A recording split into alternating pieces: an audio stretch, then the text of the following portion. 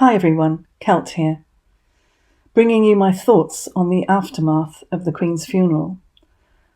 Well, we had some pretty good acting there from Meghan with the fake tears, which I showed in my last video. And now we've got Harry rushing apparently to try and change his new book, his memoirs. So is this because he's been told that there will be no inheritance from his grandmother if he goes ahead with it? I wonder. I don't understand why they're saying that he's incensed at the result of his previous attempt at meeting the Queen, which was thwarted. Why would anyone allow him to talk to the very person who his wife had told to drop dead? And they also didn't appear to be concerned about her age nor her health when they did their interviews and put their manipulative headlines out. Well, even Sunshine Sachs have dropped them now, so that says a lot. For those who said that the Queen was not being firm with them, she did tell Harry that he could not be halfway with the royal family. He had to be either in or out. So I see that it has been fairly black and white. Charles has been said to be easily manipulated by them, but some are even saying blackmailed. But I have heard that he's taking his time before making decisions. He's definitely taking his time before making decisions on the alleged children's titles. And while he's deciding or thinking about it, there are lots of resurfacing pictures and talk over Twitter and other medium platforms whereby the whole subject of whether their alleged children were born of surrogates and that old subject is resurfacing because I believe that a lot of people are taking interest in Meghan and Harry by what they've seen, which was all very much in the public eye worldwide, of their behaviour before the funeral and during. This seems to have caused a lot of people to doubt Meghan's sincerity, and so they are only now finding out about the previous things which Meghan was called out for. Her manipulation of Harry and the pushing to marry him, the alleged pregnancies, her treatment of staff where she was said to be a bully, all this stuff, it's only now being discovered by a lot of people.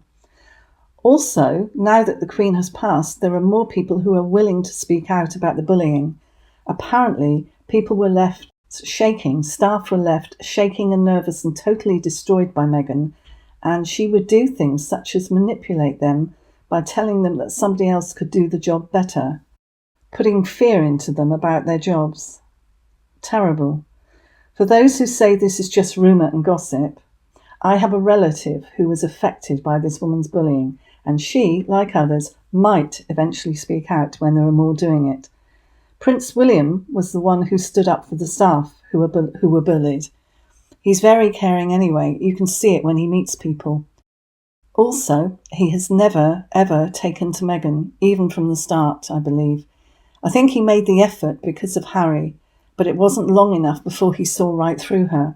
And apparently it's something that really bothers Meghan. She has made many attempts to try and win William over. Let's face it, at the start, before she settled for Harry, her sights were set on William. She was befriending his college friends and doing all she could to get to know him. So it's more important than anything for Meghan to win William over, and even more important than winning Catherine over. What she doesn't realise is that you mess with someone's wife, and that's it. If she had respected Catherine, and respected the fact that she was lesser in rank than Catherine, and followed the protocol, she could have made a friend and an ally of Catherine, because Catherine is extremely amicable and easy to get along with from what I see and from what I've heard. And Meghan blew it. Now I think she knows that, but she is still desperate for some sort of acknowledgement or friendship with William, which will never happen. I don't think she'll even get an acknowledgement. He did signal her to come over before the funeral during the walkabout, but I didn't see him crack a smile. He was quite firm with his expression. Back to King Charles, and the latest I'm hearing is that he is willing to give Archie and Lily titles, but there is a caveat. The names of these said children are still on the royal family's official website as Master Archie Mountbatten Windsor and Miss Lilibet Mountbatten Windsor. This delay in making a decision is causing quite a bit of tension between Charles, Harry and Meghan. Currently, it's not likely to get updated during this mourning period, which seems to be extended now, And then they will have discussions. And then they will have discussions about their discussions. And then they might reach a decision. And I can see this taking months rather than weeks. Although King Charles is still living at Clarence House, which is now the official office address of the new Duke and Duchess of Cornwall, William and Catherine, he is said to be moving into Buckingham Palace. So they are saying, but it still looks very boarded up the last time I saw it. It's said that King Charles will be losing some of his other homes, one in Wales and also a very special one, which he absolutely loves staying at, which is in Transylvania, where his strong attachments were due to the fact that he was very proud to say that he was a descendant of Count Dracula. Just an interesting snippet of information there. And Camilla and Princess Beatrice have been given the role of counsellors of state since Charles came to the throne. This position, interestingly, Charles hasn't come to the throne yet, but you know what I'm saying.